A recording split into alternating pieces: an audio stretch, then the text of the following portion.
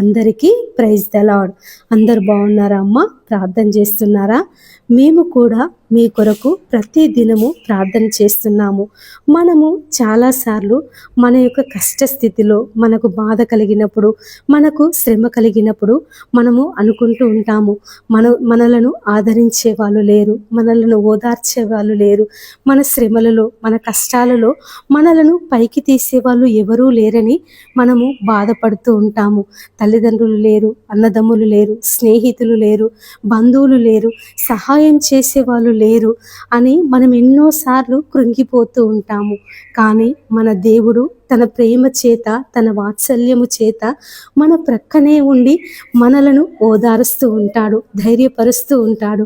కాబట్టి ప్రియ స్నేహితులారా, మన దేవుడు ఎల్లప్పుడూ మనతోనే ఉన్నాడు అని, మన జీవితంలో ఆయన మన యొక్క ప్రతి అడుగును, మన యొక్క ప్రతి కదలికను దేవుడు చూస్తున్నాడు అని మనము మర్చిపోవద్దు. మన దేవుడు తల్లి కంటే, తండ్రి కంటే, బంధువుల కంటే, స్నేహితుల కంటే, అందరికంటే ముదిమి వచ్చే వరకు మనలను ఎత్తుకునే దేవుడు. కాబట్టి ప్రియ స్నేహితులారా, దేవుని యందు విశ్వాసం ఉంచి మన జీవిత ప్రయాణంలో మనము ముందుకు కొనసాగాలి. కాబట్టి ఈరోజు దేవుని వాగ్దానమును ధ్యానించుకుందాము. యోబు గ్రంథము 37వ అధ్యాయము 5వ వచనము. దేవుడు మనము గ్రహింపలేని గొప్ప కార్యములను ఆయన చేయును. చూడండి ప్రియ స్నేహితులారా, యోబు గ్రంథంలో దేవుడు ఒక గొప్ప మాటను, ఒక అద్భుతమైనటువంటి మాటను, గొప్ప వాగ్దానమును సెలవిస్తున్నాడు. ఏమంటున్నాడంటే, మనము గ్రహింపలేనటువంటి గొప్ప కార్యములను ఆయన మన జీవితంలో చేస్తాను అని సెలవిస్తున్నాడు. చదువుకునే వాళ్ళు చూడండి, మేము పలానా ఉద్యోగం సంపాదించుకోవాలి, మేము పలానా స్థానంలో ఉండాలని ఒక లక్ష్యముతో చదువుకుంటారు. వ్యాపారస్తులు చూడండి, మేము ఈ వ్యాపారాన్ని ఈ విధంగా అభివృద్ధి పొందించాలి, ఈ వ్యాపారంలో మాకు ఈ లాభాలు రావాలి అని వాళ్ళు ఆ యొక్క పని కొరకు, ఆ యొక్క చదువు కొరకు కష్టపడుతూ ఉంటారు.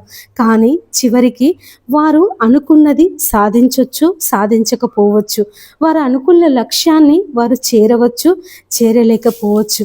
కానీ దేవుడు ఇక్కడ తన వాగ్దానం ద్వారా మనతో ఏమని మాట్లాడుతున్నాడంటే, మనము గ్రహింపలేనటువంటి, మనము ఆలోచించలేనటువంటి, మన ఊహకు అందనటువంటి, మన కంటికి కనబడనటువంటి, మన చెవికి వినబడనటువంటి గొప్ప కార్యములను ఆయన జరిగిస్తాను అని దేవుడు వాగ్దానం చేస్తున్నాడు. చూడండి ఎంత గొప్ప వాగ్దానము ద్వారా దేవుడు మనతో మాట్లాడుతున్నాడు. కాబట్టి స్నేహితులారా, మన కష్ట స్థితిలో, మన బాధలో, మన శ్రమలలో మనము కృంగిపోవడం ఎందుకు? ఇంత గొప్ప దేవుడు మన పక్షమున నుండి మనకు సహాయం చేస్తానని తన వాగ్దానం చేస్తున్నాడు.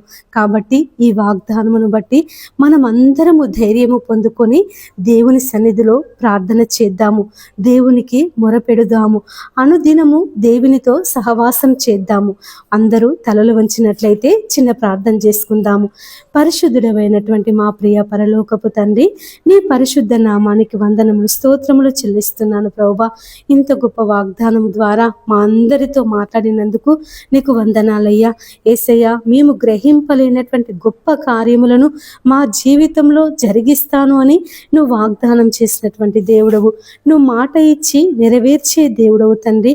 మేము కృంగిపోకుండా, మేము బలహీనులము కాకుండా తండ్రి, మేము నాయనా యేసయ్యా, మా శ్రమలలో, మా బాధలలో, మా కష్టాలలో, మా ఇరుకులలో, మా ఇబ్బందులలో తండ్రి, మేము ఎవరి వైపు చూడకుండా జీవము గల నాయన వాగ్దానము చేసినటువంటి దేవుడా, నీ వైపు చూసి విశ్వాసముతో ప్రార్థించే మనసును ఈ సమయమందు మాకందరికీ దయచేయమని యేసయ్య అతి పరిశుద్ధ నామమున ప్రార్థించి అడిగి వేడుకొనుచున్నాము తండ్రి. ఆమేన్. అందరికీ ప్రైజ్ ద లార్డ్.